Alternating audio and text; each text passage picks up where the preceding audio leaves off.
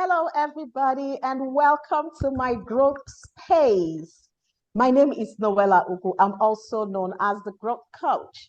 And today, we are going to be sharing our growth journey. And guess what? The person we're going to be sharing our growth journey is a lady, such an amazing lady, all the way from Uganda. Her name is LYDIA AMUGE'S. LYDIA is going to be sharing her story of passion, her story of great disappointment, of course, and then her story of success. LYDIA is a passionpreneur. She is a purpose midwife, and she's also an author. The growth space is a place where we inspire you with our stories, our experiences, and our knowledge. Please welcome LYDIA. LYDIA, are you there? Yes, I'm here. Thank you very much, NOELA. Oh, great. So, LYDIA, it is 1:02 p.m. here in Nigeria. I don't know what's the time there in Uganda. You're 2 hours ahead of us, I believe. Yeah, it's 2 minutes past 3 p.m. Okay, so you are welcome to the growth space.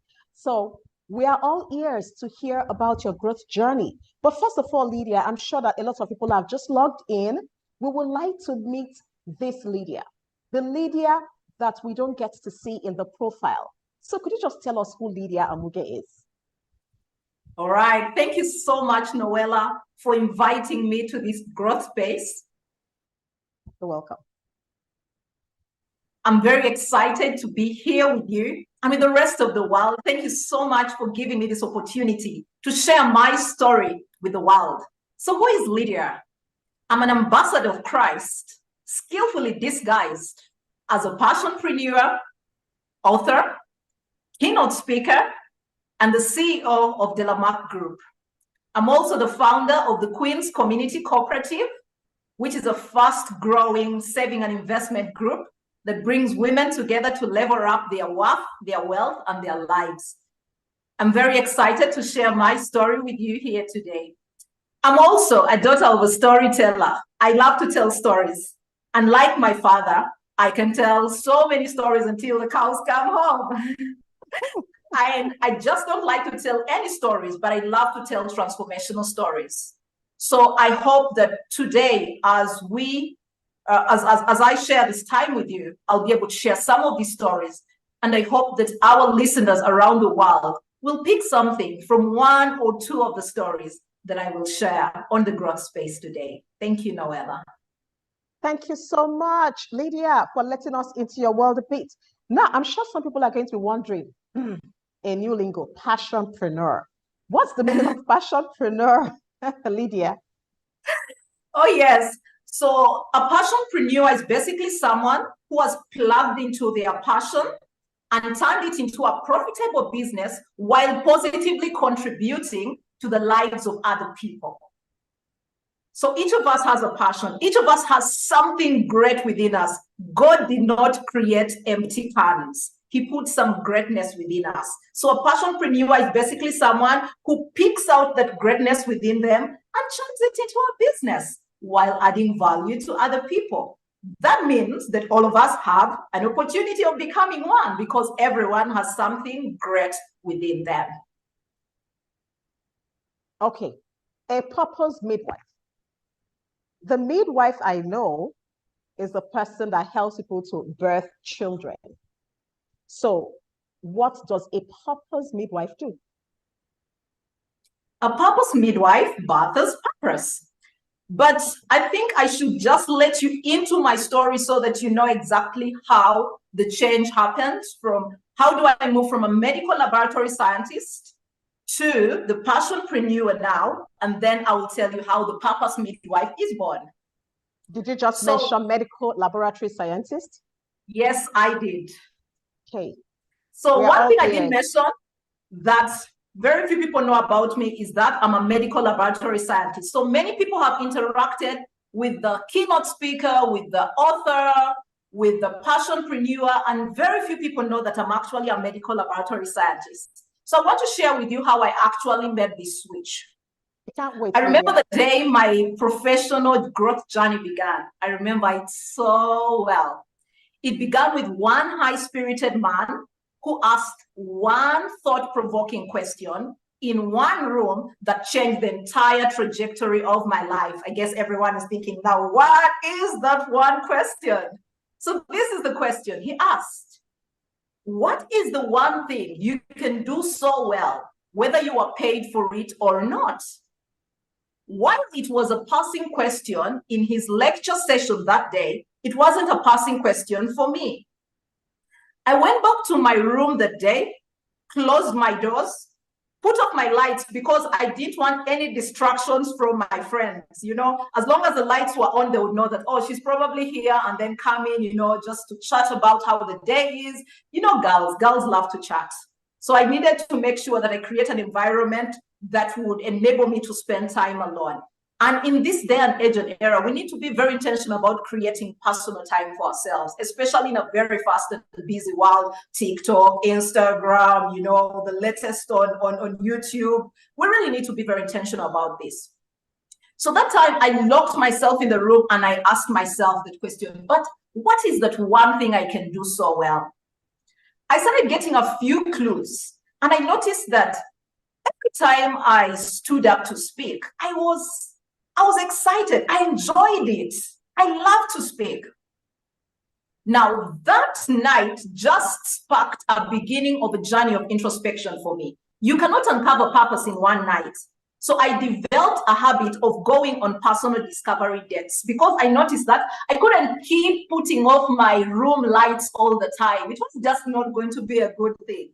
So I started going to a particular coffee shop, not so far from the university, and I would buy myself a cup of coffee. I started going there so often to the extent that the waiters and waitresses knew that that particular corner was my spot. So many times when I went for these personal discovery dates, I tried to find out, but what is really good about me? And I noticed that every time I did presentations at the lecture rooms, the lecturer was like, that was a good session. By that time, I was also a leader in church, and that means that I ended up doing most of the teachings during some of the fellowships. And people would come and say, Mama, that was a nice teaching. When I went for ministry around the surrounding schools, I noticed that the students were also saying, that was a powerful teaching. I'm like, oh, it seems there's something around this. The nail that really made me confirm this was when an opportunity arose. There was an opportunity to represent the university. This was the very first time this thing was happening. But somewhere God knows how to put things, to align things for our good. So there was an opportunity for an inter-university female public speaking competition. And they wanted some representatives. I heard about the opportunity. I said, okay, since I'm saying that this thing of talking is good for me, why don't I go and represent the university, my university at that competition? So I decided to go. Now, you can't imagine, I missed an exam to go for that competition. Oh. I was so excited about this whole thing. I was so on fire about, you know, I have noticed that I can speak. I need to confirm that I can actually speak. So I was willing to pay the price. So I decided to go for that competition. I remember many times practicing in my room. I would stand in front of my mirror and practice my presentations. Many times people would come to my room and say, Lydia, you're talking to yourself. I'm like, no, I'm not talking to myself. I'm just doing something interesting. And when I came for this, competition, there were 80 ladies, 20 from different universities. Of course, my heart was pumping. I didn't know what to expect from all of this. I'm a medical laboratory scientist. At least some of them are doing some business courses that give them the opportunity to learn. But I said, I don't care. Because that particular lecturer had always kept on telling me, I see something in you, I see something in you. So I rode on his belief in me. And that was the belief that took me to that competition. So among 80 ladies in the semifinals, I came out the best. Oh. And I was like, oh, okay. If those judges could say something, then there's probably something. A week later, we had the semi-final, the finals now, and I came out fourth. I said, I don't care. I'm not going to say this gift is not in me because I came out fourth. I am going to believe the first position in the semifinals. And that time I decided, I said, I have found the one thing I can do. I've found the one thing that sets my heart on fire. I'm going to speak to the world.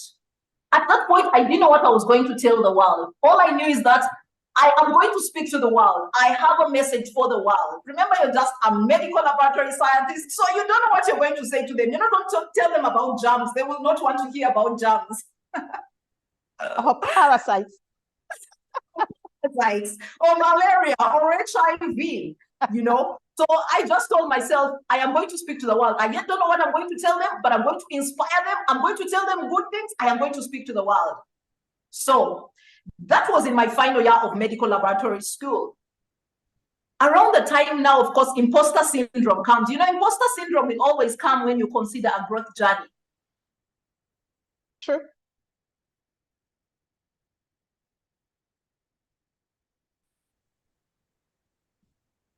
So I started asking myself, Lydia, who are you going to tell them? I gave myself an answer to that question. I said, I'm going to look for an opportunity where I can train myself so that the world can accept me. So I looked for some training opportunities within Uganda to train me so that the world can accept me.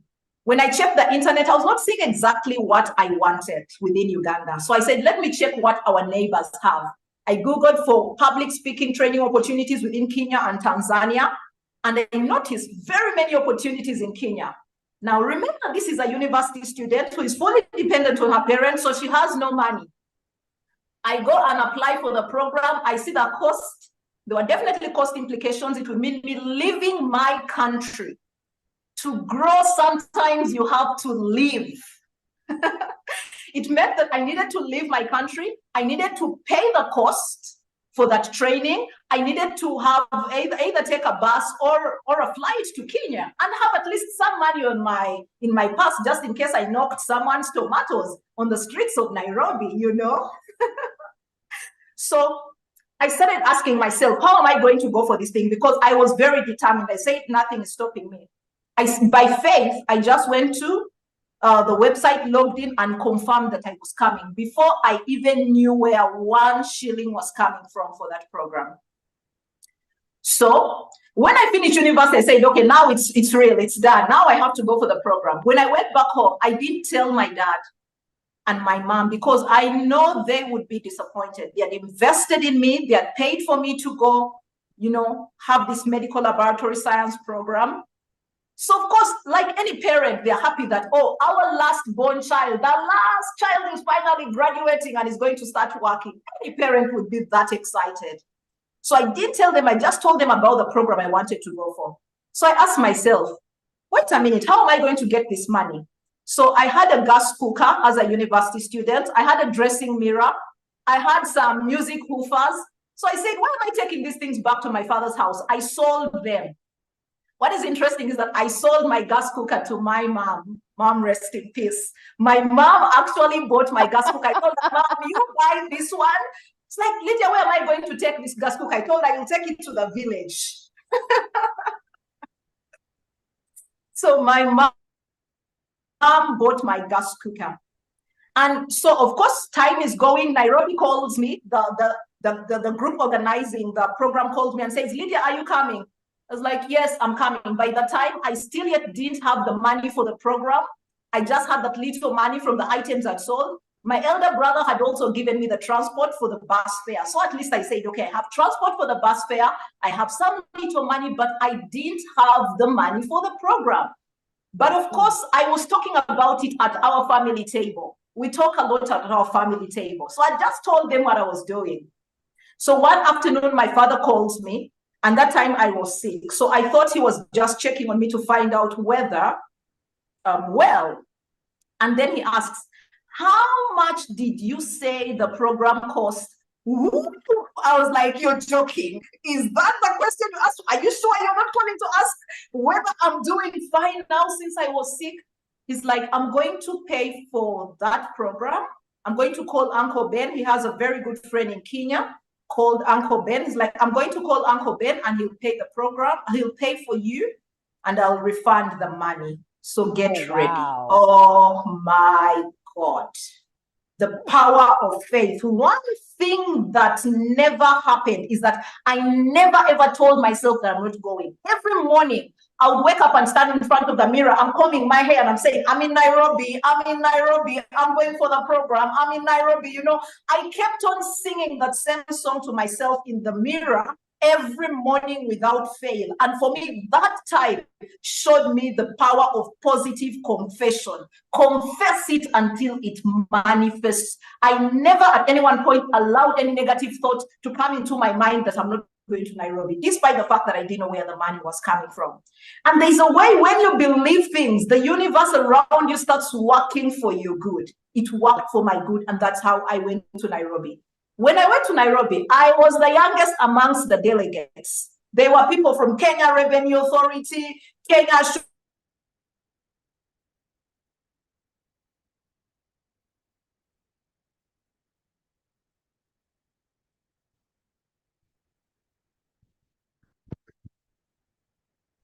Let me just do what I have to do. When I did that, I then came back to Uganda. And by that time, I'd already met my business partner. We are not yet registered the business. So I told her, you know what?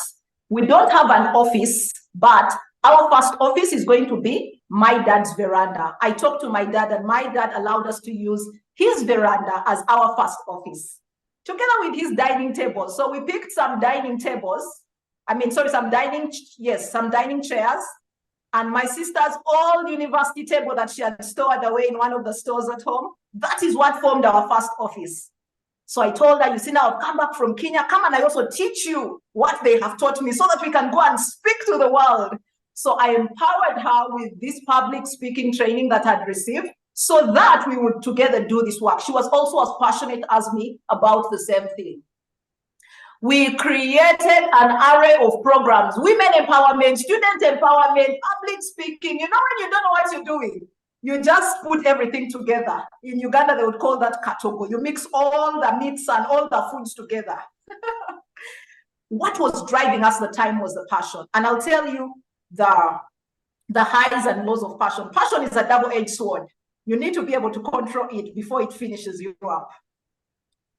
So when we did that, we registered our company. I didn't have money. She had the money. So she brought the money for startup. Some people ask, how do you get started when you have no money? My business partner put in the money for us to register the company. I put in most of the time. So I said, I'll start with low-hanging fruit. I started giving inspirational and motivational talks in schools. So we went from one school to another, told them what we could do. As we were in these schools, the head teachers are the ones who now introduced us to our next level. One thing about growth is that your current level of growth will most likely introduce you to your next level of growth if you present yourself. If you don't present yourself, you will not grow. So when we started speaking in schools, the head teacher said, that was a good talk to the students. Do you think you can come and speak to my teachers? I'm like, yes, yes. Remember, we don't have a program for teachers. We don't have a product for teachers. We only have a product for students. We're like, yes, yes, we can do it. We can do it. Madam, we can do it. So we ran very fast and developed a product for teachers that inspire the high-performing teacher. You do it in one school, another school is like, there are group traders in the high teachers what? So the school, another school is calling us. Then the head teachers again say, if you could do it for our teachers, our parents, come for the Parent Teachers Association meeting, speak to our parents and our teachers and the students at once. Okay, yes, madam, we can do it. Remember, this is a young girl who has no children herself. I'm about 24 there because I've just come out of university. No children, not a parent, nothing around parenting, just a ruggedly passionate woman ready to change the world. So when we started speaking to parents, then parents come, oh, that was a great talk. This is my business card. Come to I work at the bank. I want you to do a similar presentation for the workers in the bank. So the parents started introducing us now into the corporate spaces. That's how I started training in the corporate spaces. Again, I'm like, what do you want me to do? I'm like, okay, I will create a product for you. So one level of growth introduces you to the next level of growth once you present yourself. to cut the long story short, that is exactly how I have evolved. So my evolution the marketplace has basically been evolving. It has been teaching me what to do and what not to do. Along the way, as I start working with corporate companies, I started noticing that my heart beats for leaders. So I started developing leadership development products, for the marketplace. So that is basically how the journey has been. I did mention that along the journey, there have definitely been some people who believed in me because, of course, family was not very happy. My dad was not happy. I remember one time, my father asked me a question, Lydia, this thing that you've gone for, is it going to pay you? He looked so disappointed. I remember my answer to him. I told him, Dad, I don't know whether this thing is going to pay me. I surely don't know, but I'm going to pay the cost for this decision. And the moment I told him I'm going to pay the cost for this decision, even when I had no food to eat, I would not call him. I would rather sleep on a cup of dry tea and a bun, because I knew that that was part of paying the cost for the decision to leave my medical career to pursue a passionpreneur's journey that was uncertain. So that has been what the journey was. Maybe just before that, also along the journey, my first book was born. Actually, it was the schools that caused my first book to be born, because they reached a point where I would have a number of schools requesting for me. I would have about maybe 4 schools requesting me to speak at their parent-teachers meetings at the same time. So I noticed now I cannot split myself. So I said, let me multiply myself in a book. So my first book is actually The Power of the Family Table. So it was birthed out of I was like, why don't I write a book so that even when I can't be in all the schools, at least I can send some books to them. So I noticed I was telling them the stories around the family table and how they had transformed me. So that was how my first book was born. Growth opportunities birth other opportunities and birth the greatness within you. Yes, Whoa, Noela. whoa. Oh my goodness. I don't even know where to begin, but I've taken away a few things here. One, someone believed in you even when you didn't believe in yourself, and that's very important in our journey of growth. 2, you were dogged, and you chose what you wanted to believe in. So when you came first during the audition, and you came fourth afterwards, you chose to believe your first position over your 4th position. So as we move along in life, we choose what we want to affect us, because every day of our lives we make choices. And then there came your dad, who was influenced by the heat of your passion, by the strong words you used. I don't know if this is going to pay me, but I am ready and I'm willing to pay the price. And I'm sure that those words spoke so powerfully to your dad that he had to make that commitment, even though he was still afraid for you. Genuinely so. If I were your dad, I probably would be afraid for you as well. Well, maybe if I didn't know, I know right now. So, I mean, that's been a very powerful story. Now, Lydia, I'm sure that there were times when you were afraid, right? There were times when you probably would sit on your own and you're asking yourself, what if this doesn't work?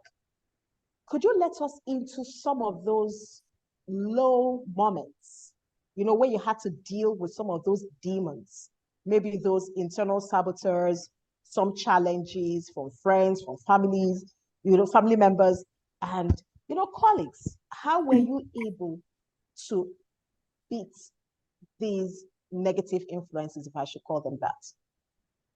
Wow, thank you so much, Noela. Definitely, the question many people ask me is, Lydia, how is it that you seem motivated all the time? It's not that I just seem motivated all the time. It's because I carry a purpose and a vision bigger than me, within me. And that vision and purpose bigger than me is what has really enabled me handle the ups and downs of this journey.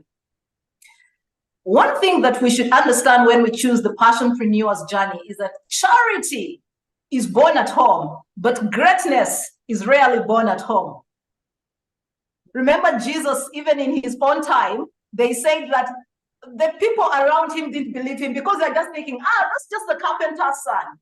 Absolutely. So one of the biggest challenges I faced was from my family, because they just couldn't imagine how I'd taken such a decision. You know, it's very hard to grow a vision that is being opposed very strongly by the people you love the most. At the start of the journey, I thought that they were probably opposing me because they wanted to oppose me. But I later on learned that they were opposing me out of love. They thought and believed that this was the worst decision I could have made. I should, first of all, have gotten a job. One of the hard decisions I made, the negative energy at home was, I felt it was too much for me because your sister is saying this, your dad is saying this, your mom is saying this. It reached a point where I said, I'm going to leave home. One of the reasons, they probably don't know, and if they're watching, they're probably hearing this for the first time. One of the reasons I left home early was to protect the vision. One of the things you will have to do is to protect your vision, and protecting your vision sometimes will mean that you'll need to move away from spaces that are not enabling the vision. I left home to go and start renting out. Of course, everyone was confused. I'm the last born. I've just come out of campus. Why should I be leaving home? It looked like a very stupid decision. But while it seemed like a foolish decision, the main reason was to protect the vision, because I noticed that if this vision is bashed continuously like this, it's just a matter of time before it dies. So sometimes you need to take yourself away from negative energy. So I did that for a while, but there are also times when you need to know who are the people who are your cheerleaders. There's a friend of mine called Rebecca. Rebecca has been my #1 cheerleader. She's one person who believes in me, whether she knows what I'm doing or not. We all need a Rebecca in our lives. This one person who will believe in you, who will stand with you, who will cheer you on. Rebecca cheered me on when everyone else didn't know what I was doing. It's like, Lydia, you can do it, you can do it. So I held on to that. So around the time, you find that my circle of friends narrowed, because I now needed to build a circle around me that will now enable the vision. So building friends around is very important, but also the mentors. What also kept us going around the time was mentors. I had some mentors around who are also inspiring me on how to take on the journey. Despite all of that, my boat sank. Remember I told you I had a business partner. One of the lowest lows in my journey was when I lost the business. We had registered a company, and the company was called Winning Choices. It's called Winning Choices.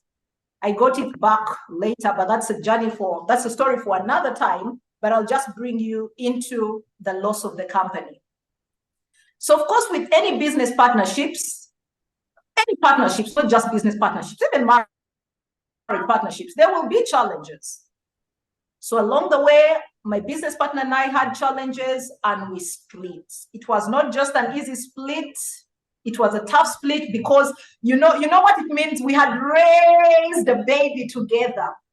Then all of a sudden, at the 4th year, we are tearing this baby. You know the story of Solomon, and what everyone is saying, this, pulling this and that. It was one of the toughest times in my life. I remember one time going home.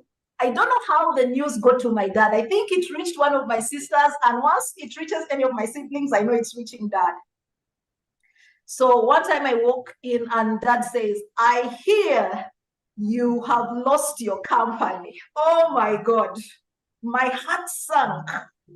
Remember, they were saying I should not go for this thing that I'm going for.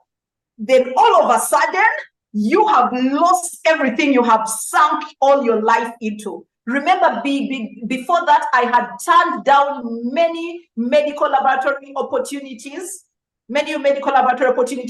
jobs that I had been given. So of course now you within his thinking, if you had taken those opportunities, you would have been in a stable place. Why are you? It was one of those hard times. Beyond that, I was also having relationship issues. I was having a challenge with the person I was dating. So you can imagine, you have lost your business, your relationship is sinking, you're in debt. I was sinking. I practically sank. I should not even say that I was sinking. I sank. My pillow knew my story. I cried. I cried many nights. So of course now I'm in the house alone. And you know, when I came out, I hid my sadness behind my hot red lipstick. I love red lipstick. So many times, once I just put on my hot red lipstick, you'd think that I guess she's fine. But I was crumbling. I wondered what to do. I could not come back I couldn't exactly seek solution immediately from my family because I got to say, we told you. Your thing, we want to get you should have listened. And of course, there were some of those statements going around. But friends, do you know what got me up? There's power in purpose, a purpose bigger than you, and a compelling vision. When I cried in my room, I remember my statement, Lydia, you're going to speak to the world. Remember at the start I said I have a message for the world. So as I cried, the words that would keep on, Lydia, you've not yet gone to Nigeria. Are you going to give up now? Lydia, you have not yet been to Kenya. Are you giving up now? So that is now when the vision started waking me up. So I said, no, I've not yet been to Nigeria. I've not yet been to Kenya. I've not yet been to the US. The world is still waiting for me. So get up. But again, at that point, God brought me a lifter. So someone else helped to lift me up. So when she encouraged me out of that phase, I jumped on her encouragement to now rise up again, to now start pursuing the vision. And when I started pursuing it, I got back the company from my business partner. I repossessed the company because remember, the original idea was mine. So I felt I was the true mother of this child. So I told her, you know what, we have disagreed. We either agree to run this business together, or if you're not ready for us to agree, I'm going to run it. When you want to come back and run it. This is our child. And then that was the time when she said, it's okay, take it. So she actually now said, it's fine, have the business. But before that, we had fought quite a bit. So to be able to go through the hard times, you need to have a purpose that is bigger than you. If your purpose in business is just to make the money, when you stop making the money, you're going to give up. And that is why very many people abort their purposes, abort their businesses, because you're solely in for the money. When you don't see the money, you will go. So at that point, I was not looking at the money. I was looking at the people around the world who have to benefit from me.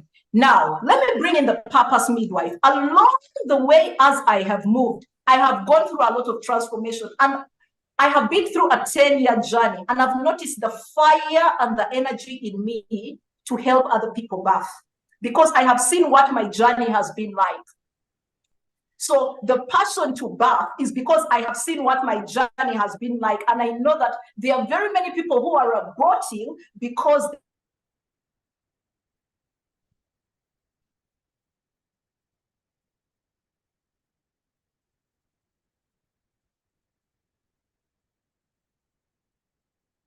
is that God created everyone with a purpose. Now, if you don't find it, the world will give you purpose. That's why you see people going to the workplace, their workplace gives them purpose. When they retire or lose their jobs, they are confused because they didn't find their purpose, but allowed the world to give them purpose. Yes, Noela, over to you. It's quite hot in here, Lydia. Thank you so much. So I took away a few things again. First, sometimes you have to physically distance yourself from the people who are kind of inhibiting your journey of growth, albeit inadvertently, because sometimes people love us too much to want to see us get hurt. But the truth is that there's no crown without thorns. Before you get the crown, you should be ready to bear the pain of the thorns. Something else you said, your purpose has to be very strong. Your conviction has to be very strong so that when the going gets tough, you remember why you started. You know, sometimes when we hear things like, when you're about to quit, remember why you started in the first place. So when you were at that time, that lonely down moment, you remembered why you started. I have a message for the world. I haven't been to Nigeria. I haven't been to Kenya yet. I haven't been to the United States. And so that made you to pick up yourself by yourself and to keep moving and to keep pursuing your purpose. So, Lydia, could you just give us a sneak peek into your books, just in a minute? Could you just tell us what we can get from the books you have written? You've authored 2 books. Could you just take us into your books, just for a minute, just 30 seconds for each? And all right, so I mean, we want to get these books. Where can we find them? All right, so my first book, The Power of the Family Table, is really about helping not just parents, aspiring parents, but also children to take advantage of this simple yet powerful tool. There is no better place where learning, bonding, and value development happens other than the family table. I've seen it happen in our family, especially today, where everyone is on their phone. You go to a family and people are on table, but everyone is on their device. So the Power of the Family Table basically helps readers to be more intentional, to build a culture that will build the generation. Because at the family table, we tell stories. At the family table, you find solutions. At the family table, you bond. At the family table, you get to know how each and everyone's day has been. But if without the table, then you find that we start losing out on these family values that rather should have been passed down. And it's been one of the ways in which I have learned. Many of the things I've learned at the family table. I keep telling people that whenever my dad traveled, he's retired now, but whenever he traveled, he came back and told us so many stories about the different countries. I tell people that I have climbed the Great Wall without reaching China. I have been to France without reaching France because dad has told many of these beautiful stories at the family table. So it is a beautiful place of growth that I believe everyone should try to grow, especially right now in the social media generation where people are very more connected to their devices than to the people around them and claim to love them. You can't claim to love other people, the ones around you, if you cannot connect with them. Absolutely. And then, of course, my second book is my 10-year journey.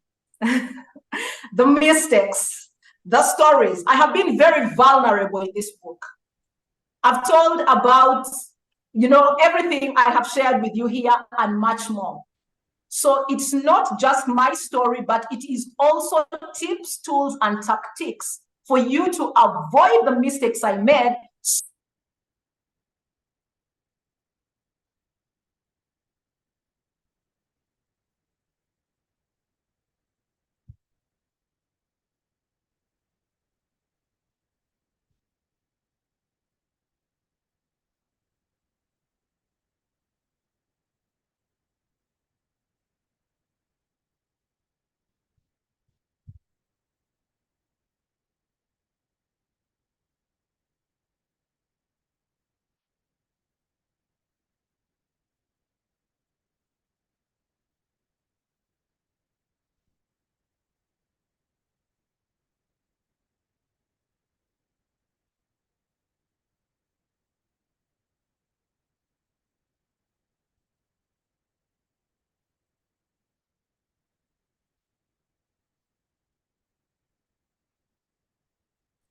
Sorry about that, Noela.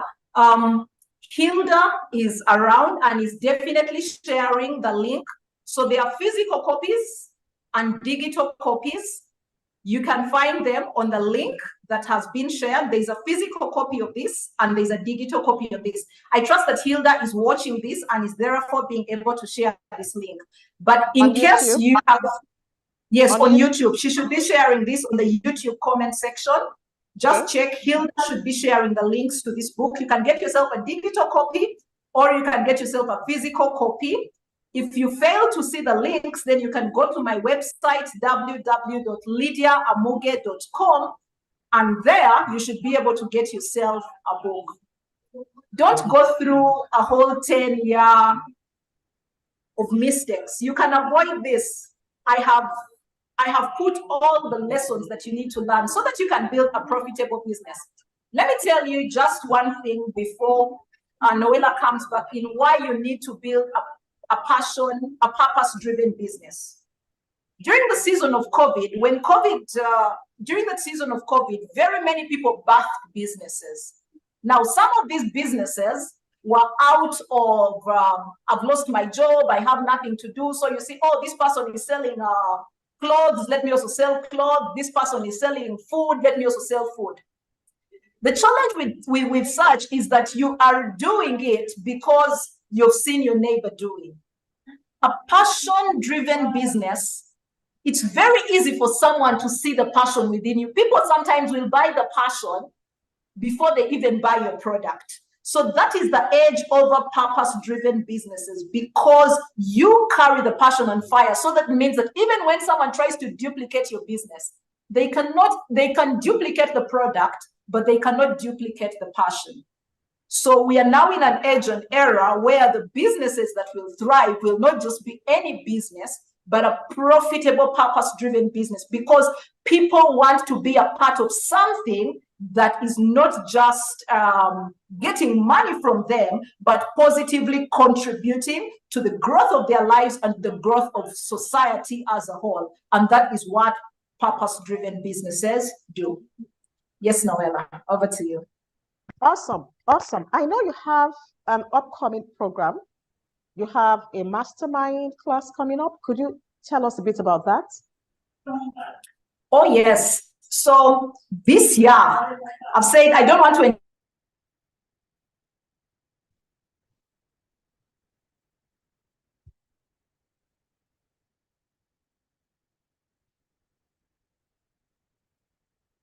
enjoy this journey alone. I don't want to be this happy and excited and fulfilled.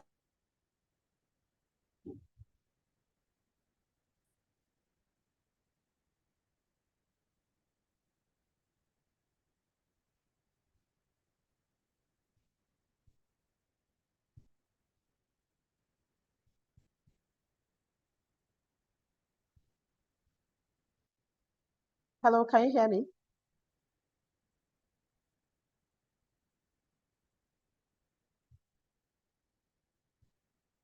Emmanuel, can you hear me?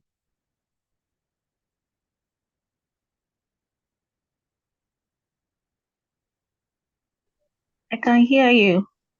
Okay, so I think Lydia's screen is frozen. So we're having a bit of connectivity challenge from Lydia's end. But Lydia has said quite a lot, and there's quite a whole lot to learn from Lydia's journey. We can see someone who didn't even know the value she had in her. This value was revealed to her by a total stranger, her teacher in the university. This lady, through passion, has been able to weather the storm of having to leave her training, her professional training as a lab scientist, to become a passionpreneur and a midwife who helps people to birth their purpose. Lydia has also suffered what a lot of entrepreneurs suffer, having their businesses go down a few years after the business starts. Statistics have it that about 50% of businesses go down before they celebrate their 5th birthday. So talking about failed businesses, Lydia already has experienced it, yet she is standing tall because she didn't just recover her business, the business is thriving. The power of spoken words. Be careful the things that you say because they might just come true. Now, Lydia consistently reminds herself the reason she began this journey in the first place of becoming a passionpreneur, so that even when her physical strength failed her, her reason for starting kept her going. Even when her body said no, her spirit said yes. And this is why we have Lydia today on this global stage. I don't know where you're joining us from. I don't know which part of the world you're joining us from, but I know that YouTube is a global stage and you are listening to Lydia from different parts of the world. I don't know what part of her journey, of her story resonates with you. I don't know what part of her story or her journey has sparked up something in you. Please type in the YouTube comment section what you have taken away, what has shifted, what has changed, you know, what has got you thinking, what has inspired you about Lydia's journey. It's such an amazing one. You know, she's such a phenomenal person. And Lydia doesn't just do this for herself. Lydia also has a group of women that she mentors. She runs a cooperative with these women. Just a few days ago, she told me that she graduated these women. Lydia, are you back? Yes, Lydia, I'm back. Fantastic. I'm back. I would like us to get to know a little about these women that you mentor. What exactly do you do with them? And what successes have you recorded so far? Also, there are two groups of women that I'm working with. The first group of women I'm working with is the women with the Queen's Community Cooperative. This is a group that I birthed by reading. People don't despise the power of reading. As I read one book, just one line within the book sparked an idea with me, sparked an idea within me. Can't I start a group for women to save and invest in real estate? So I started this group, I started this group in 2021. And by the time we were only two, just me and Becky again, that friend of mine who always believes in my ideas. She believed in that idea too. And today we have 39 women who are saving.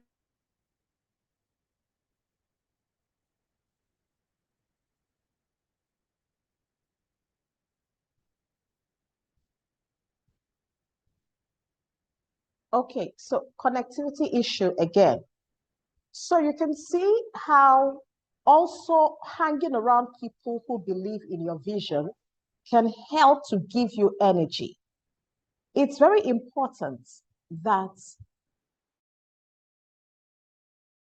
you, as a matter of fact, I would challenge anybody who is listening to Lydia right now to conduct a kind of network audit, conduct a kind of friendship audit, inner circle audit. Who is in your inner circle? The people that you bring close to you, do they believe in your dream? Do they believe in your vision? Are they wet blankets? Or are these people propellers that can help you reach any height? Do they challenge you to do more? Or are they the kind of people that are going to discourage you and feed you with their own fears? People who have not been able to take any challenge in their lives and who don't see why your own challenge can succeed or why your own vision can succeed. So we have to be careful the people we share our visions with, the people we share our goals with. Because if we share our goals with certain kind of people, those goals might just be dead on arrival. But if you share your goals with like-minded people, then these people are going to become catalysts. Even if they cannot help you to directly achieve your goal, they are going to give you the encouragement that you need to keep pursuing your goal. And when you get weary, like you will get, this happens to everybody, these same people will keep pushing you, they'll keep prodding you, they keep encouraging you to reach for the highest heights that you can ever get and you were meant to achieve. So Lydia is back. Yes, Lydia, you were talking about the cooperative. You were two, now you're 39 women. Okay, that was where we lost Yes, you. so we are two. We are 2, and now we are 39 women. And just for the women watching from Uganda, just in case you want to join us, this year we want to grow up to 50 women. So we have about 11 slots for you, just in case you want to join us. So our idea is to be able to save and invest in real estate. So this year we want to be able to see how can we invest more of this money so that we can have women owning land of their own. But beyond that, we have already started lending these women this money that we are saving to the women within the cooperative. So they are able to invest more of this money in their businesses. And some of them are taking this money to be able to overcome some of the short-term challenges that they have. For me, that is the joy within me, to know that by giving of myself, I am helping another woman rise up. Is really one of those things that really brings great joy to me. The second group of women I'm working with is a group of women I'm working with through something called the LAMP, the LYDIA mentoring program, where I'm raising women to walk in their God-ordained purposes. When I started with these women, it seemed like they Lydia, what are we doing here? You know, they were not so sure of the direction. Some of them thought they would not speak. They were not confident. They didn't know what purpose was for them. But today, these women have been able to uncover their purpose. And interestingly, these women are both in Uganda and Kenya. So this one is an online program that is running in Uganda and Kenya. So some of the women are in Kenya and some are in Uganda. They've been able to uncover their purposes and grow their confidence. I have practically watched them grow in my own space. Now, I have reached a point with them where I'm also telling them, go and impact other lives. So I'm not just helping them birth purpose. And that's the beauty about birthing purpose, because when I birth purpose in you, that means that I'm also opening a door for many other people to grow. I'll give you examples of 2. One of the women's purposes is to help parents raise children to walk in their God-ordained destinies. Now, just imagine how many parents and how many children are going to be impacted by that woman because of helped her birth purpose. Another one is to help improve the livelihood of farmers. She wants to be able to help farmers to be able to export their products beyond Kenya, so that they are not just selling in Kenya, but they're also exporting outside. How many farmers are going to have an opportunity to tap into international markets because this woman has birthed purpose? Another one is a doctor. She came in very timid. It's like, Lydia, can I speak? Lydia, I don't know. Lydia, can I do this? She's creating, is around the encouraged woman. She has a gift of encouragement. So she's creating a space where she is encouraging, helping discouraged women to rise up from those low moments so that they can walk in their purposes and maximize the life that God has given them. So imagine, these are just some examples of women who have birthed. And because they have birthed, they are also going to impact their world. I imagine a purpose-driven world where everyone is walking in their God-ordained destiny. And I am willing to do that till the Father calls me home. And when I go back, I'll say, oh, Daddy, I have done it and I have come back home. So every day, my question is, am I doing what the Father has sent me to do? And every time I notice I'm walking away from what the Father has sent me to do, I try to get myself back on track. Awesome. Okay, so in conclusion, Lydia, what could you share with us as some of those habits, some of those routines, or some of those strategies that you have employed to help you to become this dogged, this determined, and to achieve the level of success you've achieved so far? I know you are still work in progress, but what have you employed to help you to achieve this level of success that you have achieved so far? Because you have achieved quite a lot.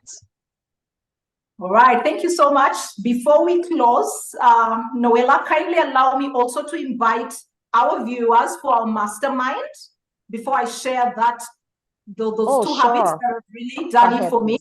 Yes, so I'll be having the Monetize Your Passion Masterclass. This is a free masterclass open to anyone across the globe. There's a link that Hilda should be sharing. And this masterclass is to help you to be able to find your passion, refine your passion, and turn it into a profitable, purpose-driven business. So if it's your desire to start your journey, please sign up for the masterclass using the link that Hilda is providing. If you can't see Hilda's link, just go to www.lydiaamuge.com. There is a place where you'll see Monetize Your Passion Masterclass, and you're able to sign up so that you can start living a meaningful and purposeful life. So what has brought me to where I am today? So Noela, there's something that I have called the Daily Dozen. I implement a set of routines called my Daily Dozen. So my Daily Dozen is basically 12 things that I do on a daily, and I track myself on a daily. If you want to grow, you must be able to track the growth. So you measure whatever you treasure. So those 12 habits are habits that are helping me become a better person, but also draw closer to some of my goals. That means that some of them change along the way as I achieve some of my goals, but some of them are constant. So I'll give you the constant ones. I'll give you just 2 of the constant ones out of that list of 12. Number 1, I pray. I pray about everything. I pray about this. Even for today's session, I have prayed. For my clients, I am praying. For the teams I lead, I am praying. For the visions that God gives me, I am praying. Because like I started in my introduction, I told you that I'm an ambassador. So because I know that I'm an ambassador, I'm only representing agendas. So I need to know what the sender is saying. So one of the things that I do is that I pray because I am only representing. Number 2, I practice gratitude journaling on a daily. You see, when you're grateful, there is a way in which you attract growth opportunities.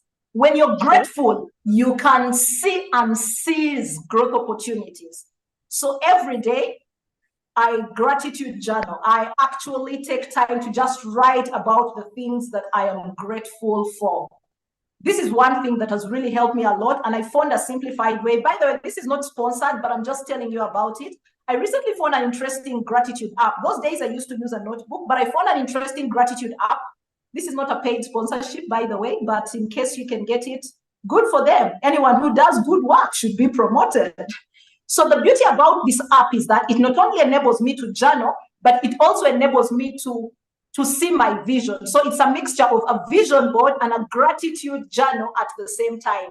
And it also enables me to capture my gratitude in form of pictures and audios and videos, which I can't do in a written journal. So there are times when I actually capture my gratitude in audio, in video, in pictures. That's why I like this particular app. So every night before I sleep, the last thing that I do is go to my gratitude journal and journal. And that has kept me positive. That has kept me hopeful.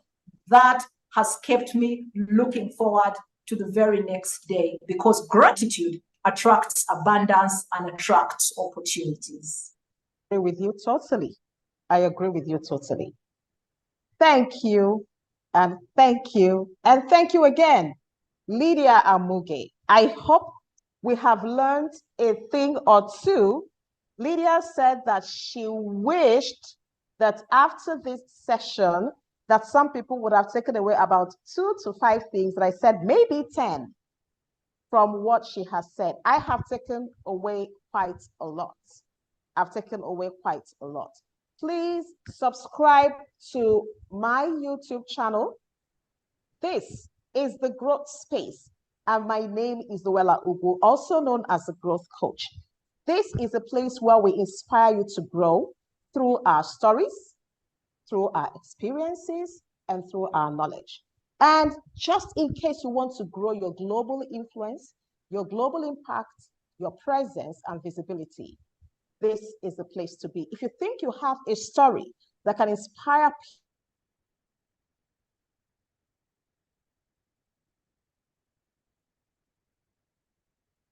people to, please contact us, and then we're going to look at your story and we will show you here. Thank you so much, Lydia. What will be your final word for the audience? I would like to leave my audience with Proverbs chapter 22, verse 29, that says, do you see any truly competent workers They will serve kings and not ordinary men.